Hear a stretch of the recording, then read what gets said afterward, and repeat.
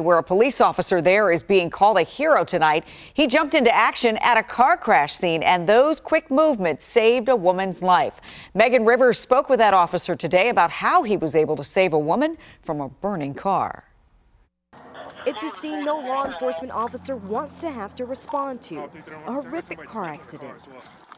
Officer Ronald Felix Fortuna was off duty, headed to a part-time job, when he saw a car on fire along Montgomery Avenue. I had to do something. I couldn't just stand there and wait for fire and rescue to show up. A woman crashed her car along Montgomery Avenue. The airbag deployed. She laid there unconscious but breathing. At first, I was starting to reach over her body and unclip the seatbelt, but I couldn't reach over because the dash was so far intruded into her personal space.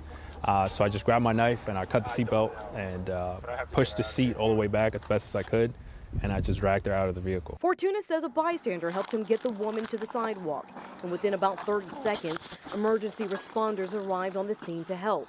Neighbors are calling Officer Fortuna a hero. I'm no hero. I think if you put any Montgomery County police officer or any police officer in general in that same situation, they would do something.